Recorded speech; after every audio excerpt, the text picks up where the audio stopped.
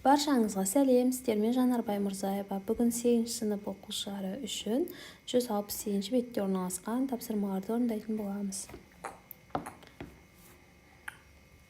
А тобынан бастаймыз. А тобының бірінші тапсырмасы.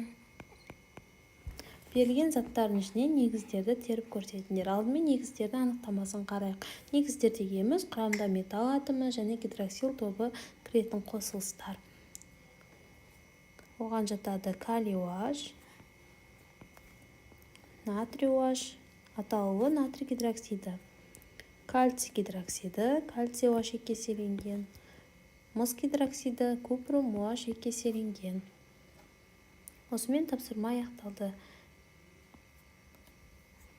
А тобының екінші тапсырмасы. Мысалдар келтіруіміз керек. Ерігіш кестесін пайдаланып, ерімейтін негіздердің формулаларын жазыңдар. Мысалға хром негізі, хром гидроксиді, темір гидроксиді. Дальше. Магний гидроксиді, мырыш гидроксиді. Осылар бізде ерімейтін негіздерге жатады. В тобының бірінші тапсырмасы. Мына гидроксидтерге сәйкес оксидтердің формулаларын жазыңдар. Кальций OH екі еселенген. OH тобы бізде бір валентті деп аламыз. Демек, қасында кальций екі валентті болады. Оксидінде де кальцийдің валенттілігі екіге тең. Келесі, феррум OH үш еселенген. Темірдің валенттілігі үшке тең.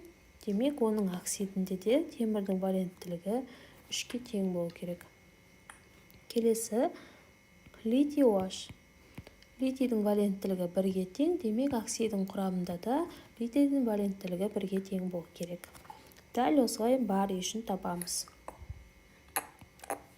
Барийдің валенттілігі екіге тең, демек оксиді де барий О болады.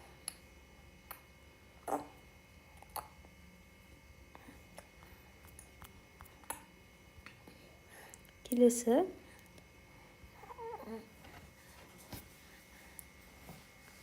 В тобының екінші тапсырмасын орындайтын боламыз. Фосфор 5 оксиді берілген. Осыған біз натрий гидроксидін қосатын болсақ, натрий OH бізде натрий фосфаты және су түзіледі. Енді фосфордың санын теңестіріп аламыз. Мұнда 2 екен, реакция теңдеуінде бастапқы бөлігінде. Өнім жаққа да 2 қоямыз теңестіру үшін. Натрий OH-ның орнына 6, мұнда 3 қоямыз. Осы кезде бізде реакция теңеседі. Келесі, фосфор қышқылы берілген, H3 болады 4. Осыған бір затты қосқан кезде біз қосамыз кальций гидроксидін. Кальций 3 болады 4 екі еселенген. Плюс H2O 3, мұнда 2 қоямыз. 6. Реакция бізде теңеседі.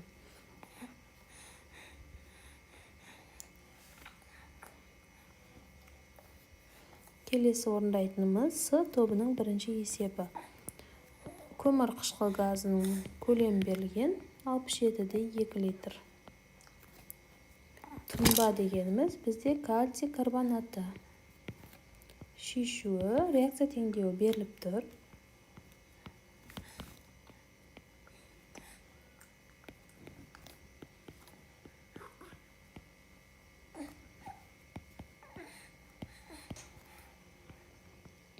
Алпыс 2 литр, мұнда 22-де 4 литр. X грамм, оның малярғы массасын жазамыз, 100 грамм. М кальций CO3 тең болады. 67-де 2 литр, көбейту 100 грамм, бөлу 22-де 4 литр. 300 грамм шығады. Жауабы 300 грамм.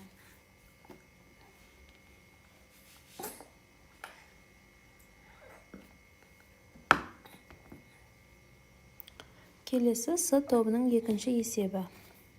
Массасы, мыс гидроксидінің массасы берілген. Мыс гидроксиді купрум OH екі еселенген формуласы 4-те 9 грамм. сат мөлшерін сұраған, осыны ертуге қажетті тұз қышқылының реакция теңдеуін жазамыз. Купрум OH екеселенген плюс 2H хлор. Купрум хлор 2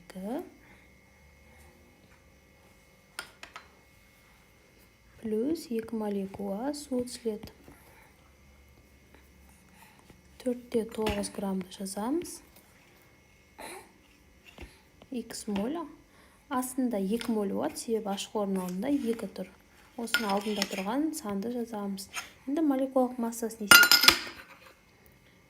17-ні 2-ге көбейтіп 64-ті қосамыз. Сол кезде 98 грамм шығады.